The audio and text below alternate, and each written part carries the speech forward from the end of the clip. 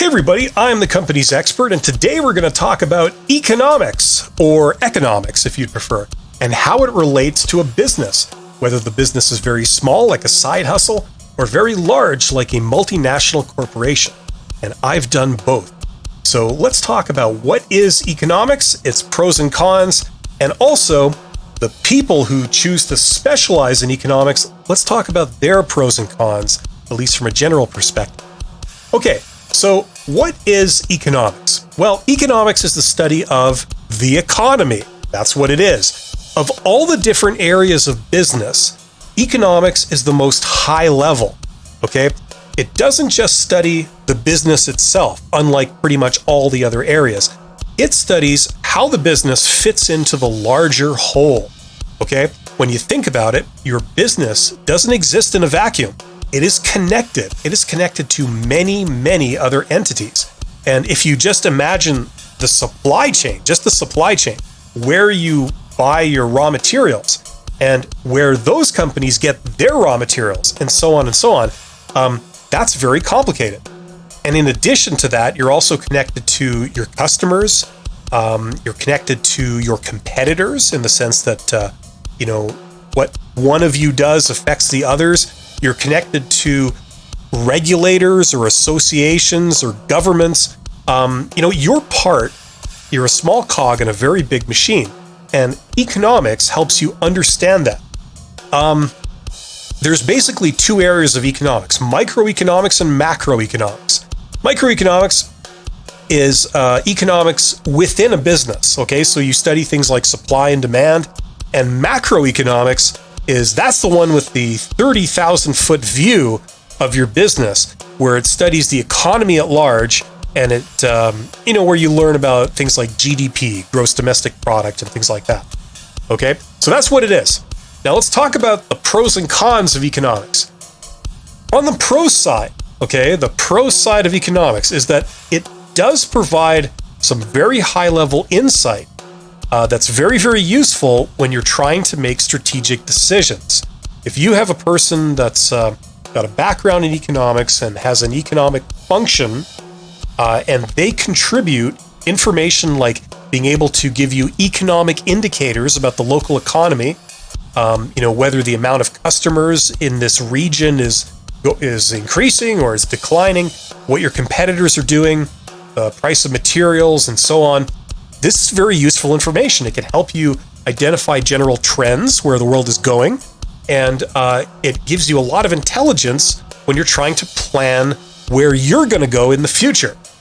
Okay, so very, very useful area of study and can directly contribute to your business going in the right direction and prospering. Okay, so a lot of pros there. In the cons category, the cons of economics is that for all the bluster and all the science that goes into it, something I've noticed is that economics as a whole doesn't seem to be able to predict when large economic events occur. So when there's a boom or a stock market crash, it always seems to take them by surprise. So although they're great at explaining things and identifying things that happen in the present and in the past, they're not really very good with predicting the future. So that's what I would say about economics as a whole. Those are its pros and cons. Now let's talk about the people who choose to specialize in economics. Okay, let's talk about their pros and cons, at least generally here. Now in the pros department, if you have somebody on your team that has a background in economics, okay, like I've kind of already said, they can bring a larger awareness of what's going on. And I found that those type of people work very well when they're having to influence or work with the operations department and the accounting department. This is basically an application of microeconomics, where they can help you understand, your cost structure and your pricing and things like this. Okay, I found that you can get a lot of benefit by engaging these people in that role. Unfortunately, there are a bunch of cons, at least in my experience. I've noticed several cons with people who study economics. And for a start, these people have always struck me as theoreticians.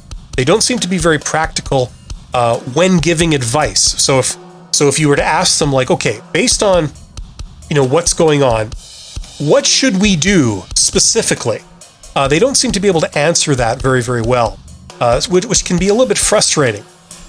In addition to that, I found that, at least the impression I've been given working across 5 industries, is that a lot of their explanations for what's going on and their recommendations, a lot of them are driven by dogma, by what you believe, rather than going off numbers and science. Because the numbers and the science is often inconclusive. So to try and bring meaning to it, you have to sort of inject your own beliefs into what's going on.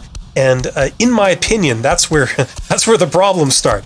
It could often lead to a lot of completely incorrect conclusions, conclusions that time has shown were incorrect. But accompanying that, and this is kind of the surprising element for me, is sometimes you get an aura of arrogance about it. Okay, and I believe that comes from the fact that people who study economics, they're studying business at the highest level.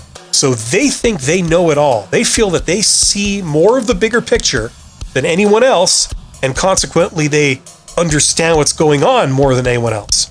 And in my opinion, that's often not true. My personal opinion for why that is because although they study business at a high level, they don't really have a lot of knowledge usually of the mid-level and the low level, and that leads to them drawing some incorrect conclusions when they try and predict people's behavior and things like this. So that can be a flaw. Not everybody falls into this, but I have seen people that definitely have fallen into that intellectual trap. So that's what I would say about the people. They have pros and cons, and I seem to have given this area a bit of a hard time on this video, but that's not intentional. It can be a very useful area of business, and one that is definitely worth studying, pursuing, and employing in your business.